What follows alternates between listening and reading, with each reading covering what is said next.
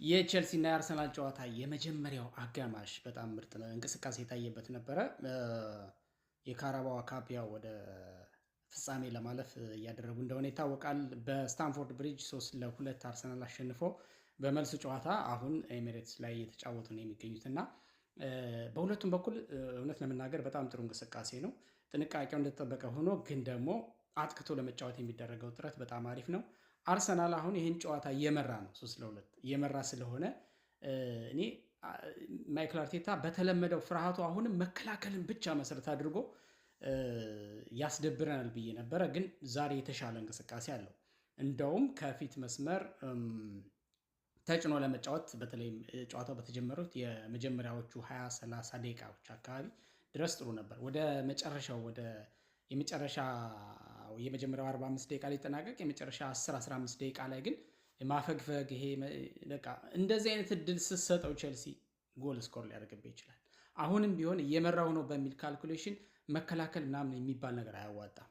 ፕረስ አድርጎ መጫወት ነው፣ አስጨንቆ መጫወት ነው። ምክንያቱም ይሄ አርሰናል ከመሃል ሜዳ እስከ ፉልባክ ከፉልባክ እስከ ፊት መስመር እስካሉት ድረስ ጥራት ያለው ጥርት ያለ ተጫዋች የተሰባሰበበት ቲም ነው። ስለዚህ መፍራት አያስፈልግም። በደንብ ተጭኖ መጫወት ነው። አንዳንዴ ተጭኖ በመጫወት ሂደት ውስጥ ከኋላ ክፍተት ቢፈጠር ጎል ሊቆጠርብህ ይችላል።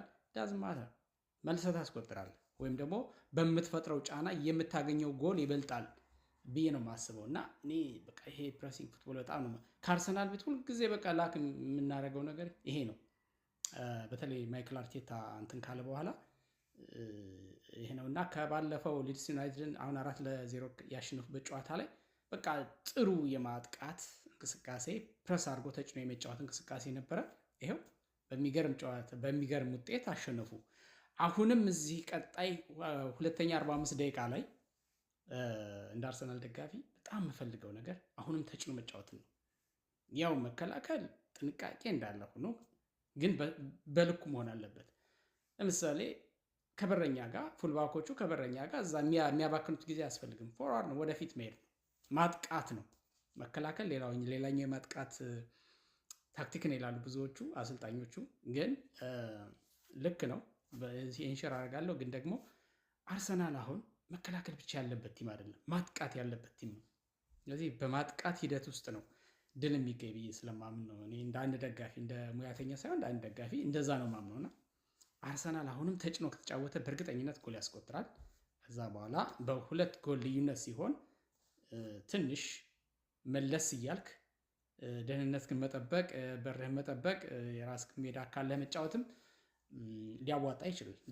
በሁለት ጎል ዲፈረንስ ከሁለተኛው 45 ደቂቃ በኋላ ከሁለት ጎል ዲፈረንስ በላይ መምራት ከተቻለ በዛ መንገድ መሄድ የሚያዋጣ ይመስለኛል። እና ለማንኛውም ጥሩ እየተመለከትን ያለ ነው ይሄን ጨዋታ 50-50 ሊባል የሚችል ነው እንቅስቃሴውን። በአጠቃላይ ትንሽ በኳስ ቁጥጥር ቼልሲዎች በአቬሬጅ ከፍ ብለዋል፣ ግን ቢሆንም 50-50 የሚባል አይነት ነገር ነው። ኦን ታርጌት ሁለቱም አንዳንድ ጊዜ ብቻ ነው የሞከሩት።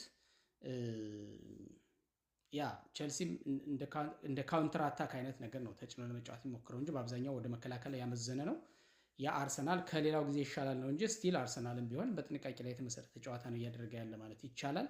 ግን ጥሩ ነው በአጠቃላይ ከነበረው ከዚህ ፊት ከነበረው ይሄ በጣም ጥንቃቄን አብዝቶ ከመጫወት ይልቅ እንደዚህ አንዳንዴ ጫን ብሎ መጫወትም አልምዱን ለማለት ያህል ነው።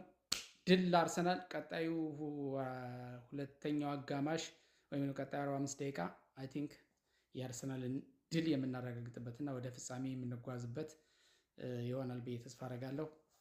ከሌለን ጊዜ ቁጭ ብለን እያየነው ነው። በርቱልን።